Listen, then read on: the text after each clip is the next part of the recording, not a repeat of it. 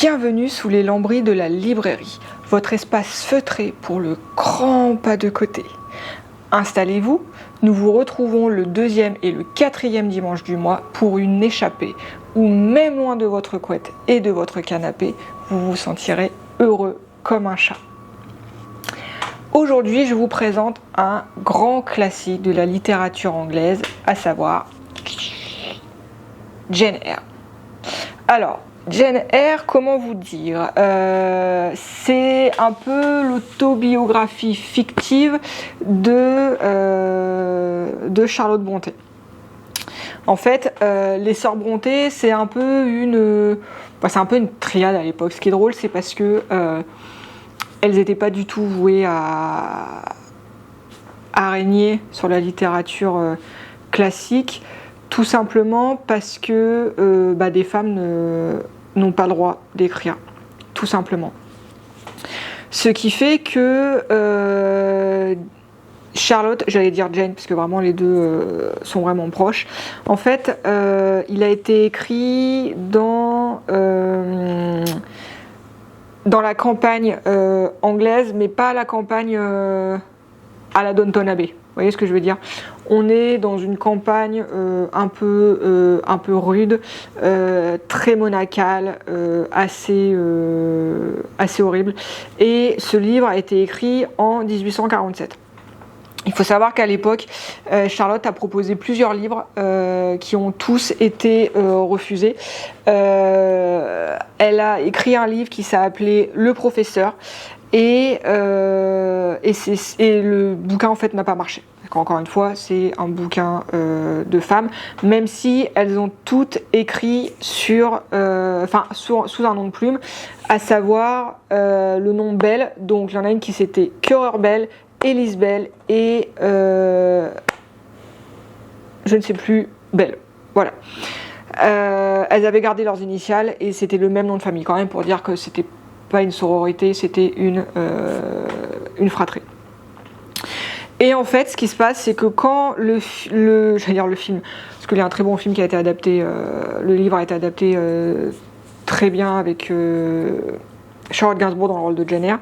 Et en fait, le livre du professeur est un échec en publication et il y a des échanges entre les sœurs et leurs sœurs leur disent que oui, mais en fait, il n'a pas marché parce que ton héroïne, en fait, dans le professeur, elle est moche.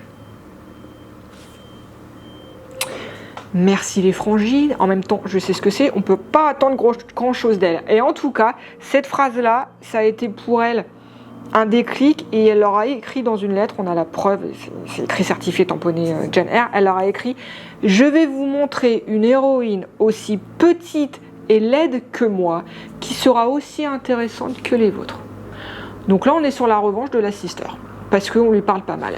Et en fait, elle va écrire Jane Eyre, il faut savoir que sa famille est assez compliquée à Charlotte Brontë parce qu'il y a 5 sœurs, un frère qui est alcoolique, leur mère est morte et quand elle écrit en fait ce livre, elle a déjà 2 sœurs qui sont mortes. Donc autant vous dire qu'on n'est pas sur le fun et sur la vie où on n'est pas dans la petite maison dans la prairie. D'ailleurs, si vous voulez qu'on fasse un épisode sur les sœurs Brontë en tant que sœurs Brontë et le avant-après dans la littérature classique, dites-le moi, c'est le moment, faites-vous plaisir dans les commentaires. Donc en fait, il va y avoir vraiment, même pour moi en fait, ça a été compliqué de faire la différence entre ce qui est vrai et ce qui est faux sur Jane Eyre. Donc là, on passe dans l'écriture réelle de ce qu'est Jane Eyre et ce qu'est l'histoire de cette héroïne. En fait, Jane, comme Charlotte, vit dans la campagne et en fait, ce que nous apprend ce livre sur la neuroatypie, en fait, c'est que ce n'est pas parce qu'une femme ne dit rien qu'elle ne pense rien et qu'elle est passive. En fait, Jane Eyre, tout au long de son parcours, tout au long de sa vie, elle va toujours préférer le silence. Pas la passivité, le silence. En gros, je sais que je ne serai pas écoutée, je sais que je parlerai dans le vent, Donc en fait, j'ai pas envie de m'épuiser à ça. On est vraiment dans cette puissance du silence. Et c'est pour ça que, contrairement à d'autres livres où on est embarqué dans une foule, dans des personnages qui sont des drama queens, Non. Jane, elle est d'un calme olympien.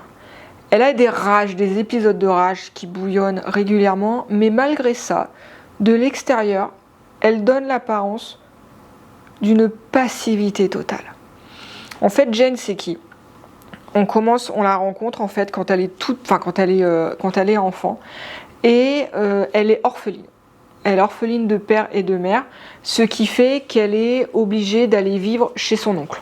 Jusque-là, rien d'anormal, vos parents meurent, vous allez chez le tonton ou la tata. Sauf que là, son oncle meurt. Et là, deuxième catastrophe, puisque ses parents sont morts. Première catastrophe, son oncle meurt. Sauf que son oncle, en fait, alors c'est pas qu'il l'a protégé, c'est que, vous savez, c'est un homme, il y a des devoirs. Donc, c'est ma nièce, je l'accueille, et il n'y a pas de débat. Sauf qu'il meurt. Et que sa femme, en fait, elle aime pas. Elle aime pas du tout Jane, parce qu'elle la considère, en gros... alors je vais pas dire que c'est une voleuse d'héritage, mais il y a un peu de ça quand même. Et puis on sait pas d'où elle vient, et puis c'est pas une des nôtres en fait, donc on n'en veut pas. Donc elle l'ostracise. Et elle fait tout pour s'en débarrasser le plus vite possible. Donc elle lui fait de sa vie une misère. Là où elle avait le droit de lire des bouquins, elle n'a plus le droit. Mais le fait est que elle a un caractère très marqué. Et pour vous dire à quel point la tante est quand même d'une perversité assez hallucinante, quand son oncle meurt, pour la punir, elle l'enferme dans la chambre où son oncle est mort. Elle fait une attaque de panique parce que c'est pas quand on est un enfant, on n'a pas envie de se retrouver dans une chambre où on sait que quelqu'un est mort et c'est juste pas possible. Se retrouver face à la mort quand on a 8 ans et dans la punition, c'est pas l'idéal. Moi je me souviens quand j'étais petite et que j'ai appris qu'on dormait dans une pièce où mais tu sais c'est là-bas que mamie Gertrude, non, ma grand-mère s'appelle pas Gertrude, enfin voilà, une de nos aïeules est morte dans ce lit-là. On fait merci maman de nous l'avoir dit. Bizarrement, on n'a jamais voulu dormir, alors que la maison était géniale, il y avait super lumière, tout ce que la personne on les connaissait pas, on n'était jamais retrouvés face au cadavre, mais bizarrement, c'était pas une chambre dans laquelle on se sentait bien. Donc elle, on est vraiment dans ce type de perversion. À un moment, elle se bat avec son cousin et donc vas-y rebelote, punie dans la chambre du mort. Vraiment une super ambiance familiale bien sympa. Pourquoi j'insiste sur ça, c'est pour vous montrer à quel point Jane est un cœur pur, comme beaucoup de neuroas on peut être en fait. C'est quelque chose qui revient souvent, c'est-à-dire qu'on peut nous faire les pires crasses. En fait, on restera toujours gentil.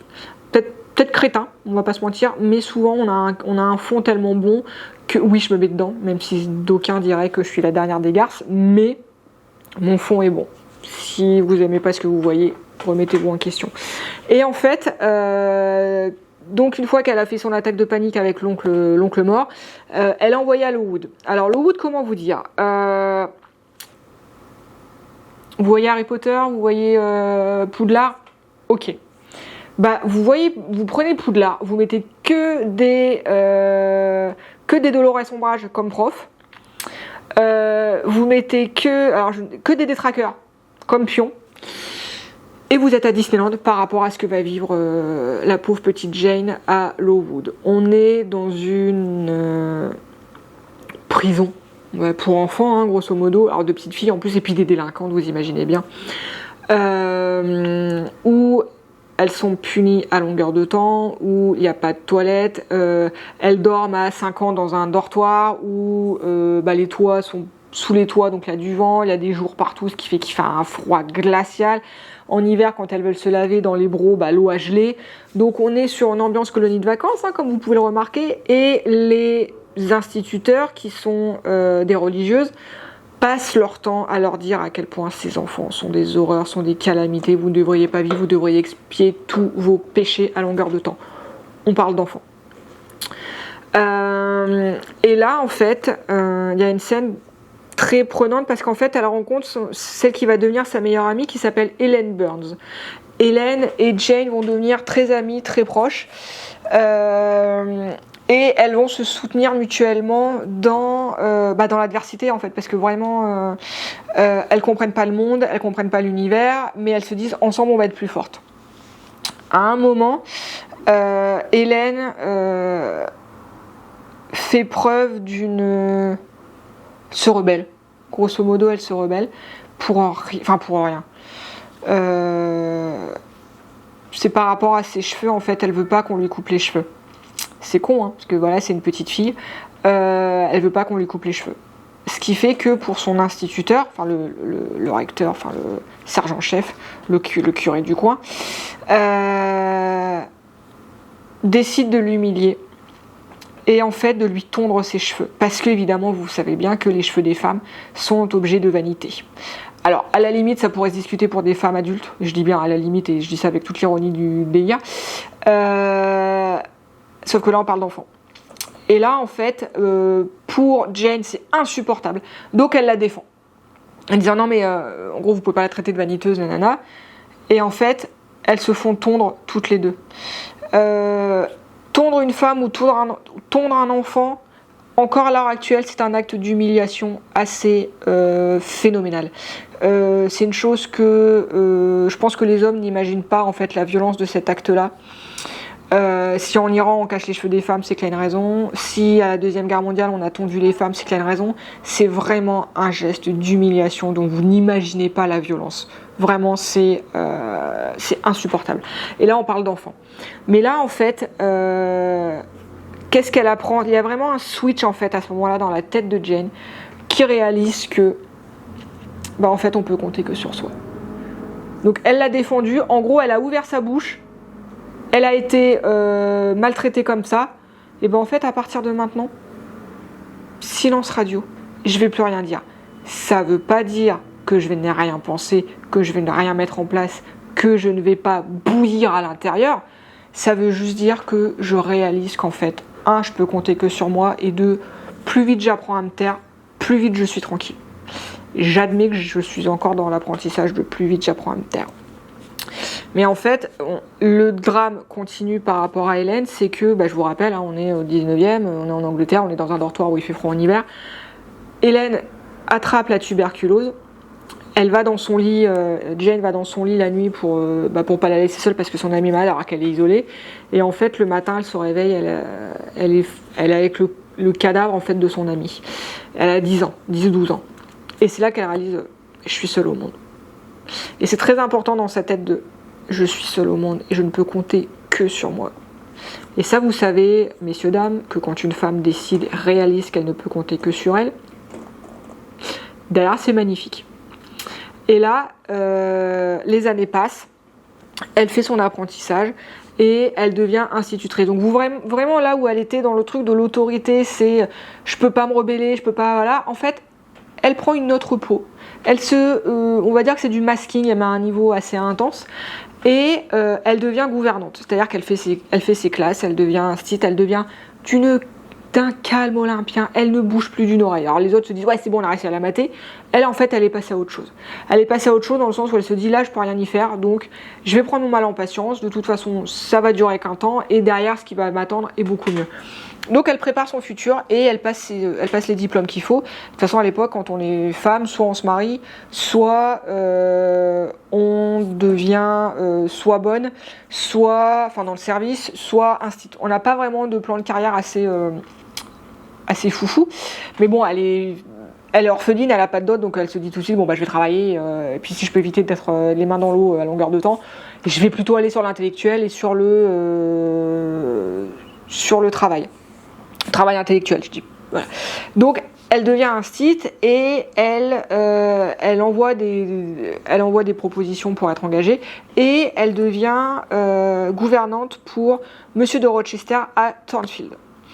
Alors, Monsieur de Rochester, vous allez le voir, elle, en fait, quand elle va à Thornfield, elle rencontre une gamine, mais elle rencontre pas son maître, elle le rencontre pas tout de suite. Elle rencontre Adèle Varens. Alors, Adèle Varens, c'est qui ? C'est la pupille de Rochester. Et donc c'est pas sa fille. En fait, c'est la fille d'une ancienne maîtresse de Rochester. Et en fait, cette femme s'est barrée avec un autre homme. Et lui, en fait, il décide de recueillir cet enfant alors qu'il a aucune raison de le faire. Je vous dis ça parce que en fait, il y a quand même un. J'essaie de relaver l'honneur en fait de Rochester parce que en fonction de la manière dont vous lisez, vous pouvez dire mais c'est vraiment un enfant méchante personne.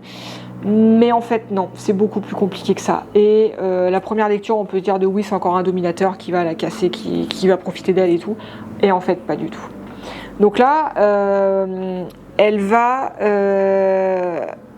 éduquer cette petite fille qui a 12 ans, qui est une danseuse. C'est la fille d'une Française. Donc régulièrement dans le bouquin, on va faire des petits tacles aux Français. C'est de bonne guerre, hein, français, anglais.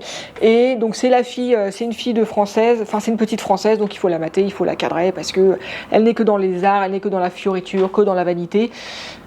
Quand on lit le texte, en fait, c'est une gamine de 12 ans qui adore la danse. Jusque-là, c'est pas trop déconnant. Mais là, un jour, elle rencontre Rochester, elle finit par la rencontrer. Là, elle se retrouve face à un ours. Il est relativement taciturne et violent. C'est vraiment... c'est pas la personne la plus délicate, on va pas se mentir. Il est mieux avec ses chevaux et à la limite à la guerre que à s'occuper d'une petite fille. Et voilà, c'est pas son délire. Les rapports humains, les rapports avec des femmes, voilà, c'est pas son truc. Mais il voit Jane.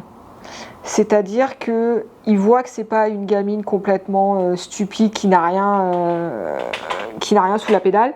Au contraire, il la voit. Et c'est un peu comme La Belle et la Bête. C'est un peu vraiment cette histoire d'amour qui pour le coup est vraie. Si vous voulez que je vous raconte l'histoire de La Belle et la Bête, qui est pas un conte, qui est une histoire vraie, dites-le moi. Et en fait, ils vont s'apprivoiser tous les deux. Elle va voir au-delà du fait que c'est un gros ours agressif, un peu crétin, mal embouché, qui déteste les rapports humains. Et lui, il va voir que c'est autre chose qu'une potiche. Parce que, déjà parce qu'elle a réussi à se faire adopter par Adèle, sachant que elle arrive à amadouer cette gamine. C'est la première fois, il a écumé énormément de gouvernantes, ils n'ont jamais réussi à les garder parce que le comportement de Adèle fait que c'est pas possible.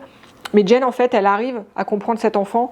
Elle est dans l'excellence avec elle, c'est-à-dire que elle va lui pardonner beaucoup de choses. Par contre, elle va pas la rater sur d'autres. Vous voyez ce que je veux dire ? C'est-à-dire que oui, ok, on va travailler ensemble, il y a aucun problème. Je vais t'aider. Par contre, je vais te tenir la dragée haute, mais dans le bon sens du terme, je vais te tirer vers l'excellence. Il y a des choses sur lesquelles tu ne pourras pas négocier. Il y a des choses sur lesquelles tu pourras négocier, il y a des choses sur lesquelles on ne négocie pas. Je suis là pour t'éduquer. Je vais t'éduquer et t'instruire, plutôt t'instruire.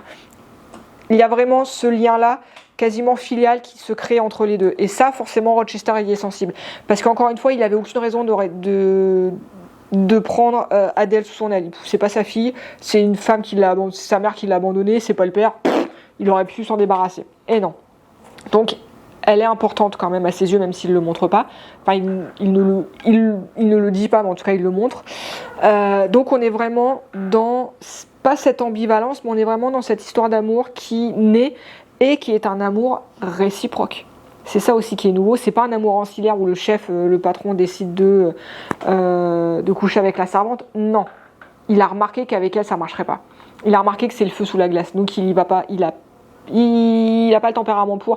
Il sait d'instinct que Jane, elle n'est pas comme les autres. Donc c'est peut-être pour ça, fuis-moi, je te suis. En tout cas, ils sont vraiment là-dedans. Leur histoire d'amour grandit, sauf que à un moment, il faut effectivement je sais plus, légaliser la chose, et il faut qu'ils se marient. Sauf que là, en fait, Jane découvre, contre toute attente, qu'en fait, elle pensait qu'il était veuf, parce que tout le monde lui avait dit qu'il était veuf. En fait, pas du tout.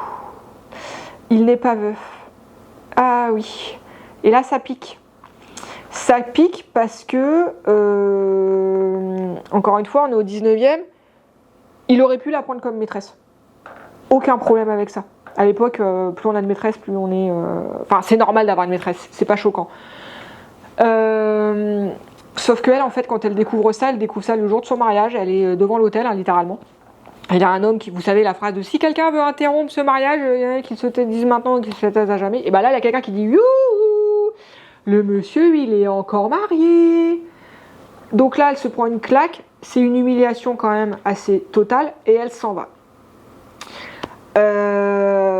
Pas par ego, par douleur, par tout ce que vous voulez. Elle s'en va parce que elle vaut mieux que ça.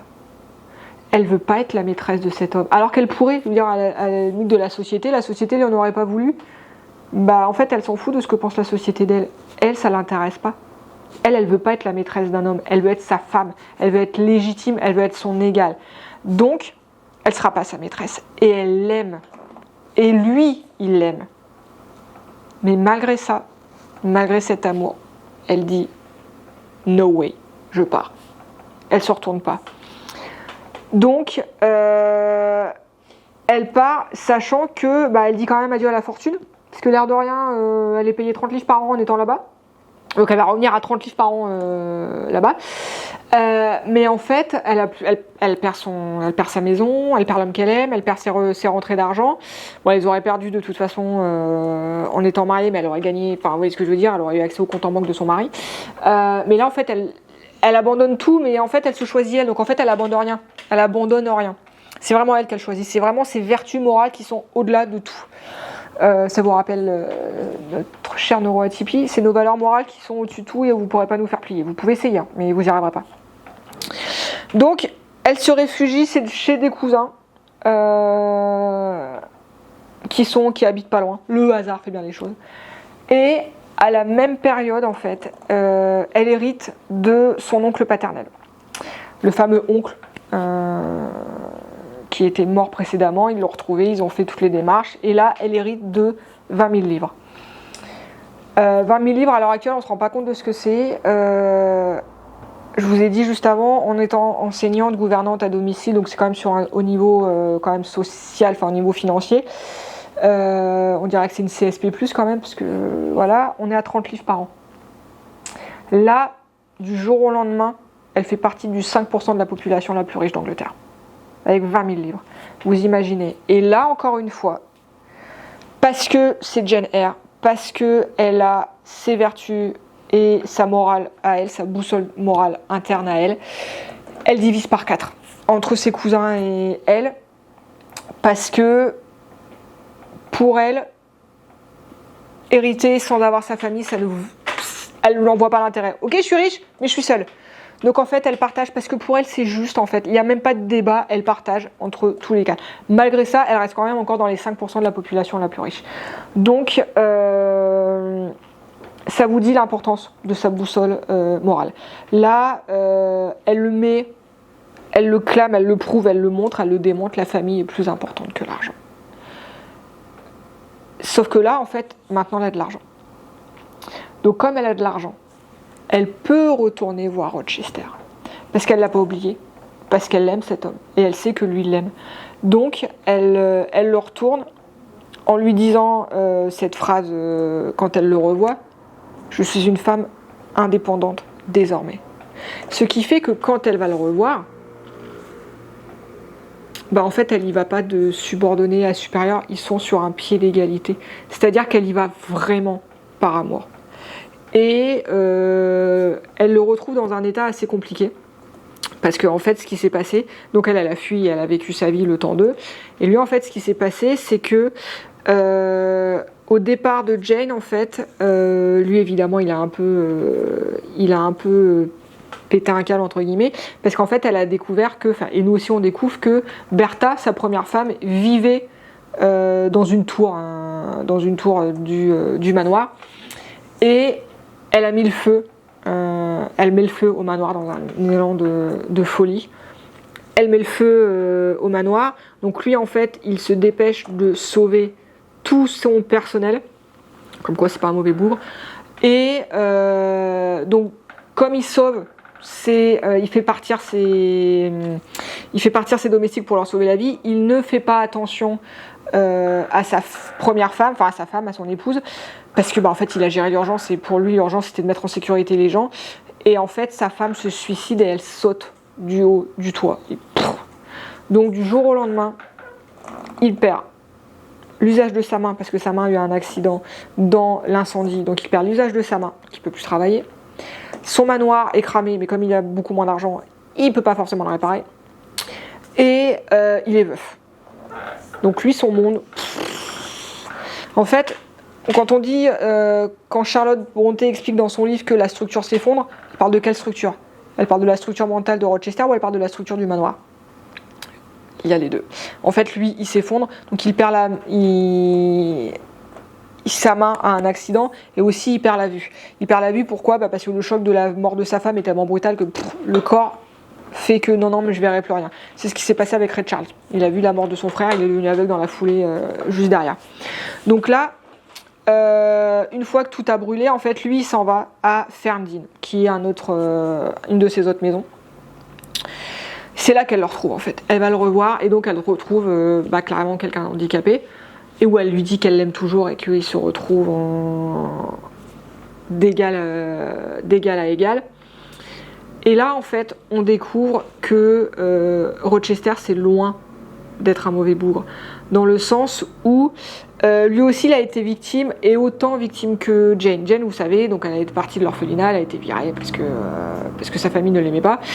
Et en fait, lui, il a aussi un code d'honneur très haut. Déjà, vous savez qu'il avait adopté sa fille qui n'était pas sa fille, donc c'est devenu sa fille adoptive, alors qu'il n'avait aucune raison de le faire, mais il l'a fait. Parce que sa vertu morale fait qu'on n'abandonne pas un enfant, surtout quand sa mère l'a abandonné. Et là, en fait, on découvre l'histoire de Rochester. Et en fait, Rochester, il s'est fait piéger par son père et son frère, qui l'ont forcé à épouser cette femme, donc Bertha, qui était richissime.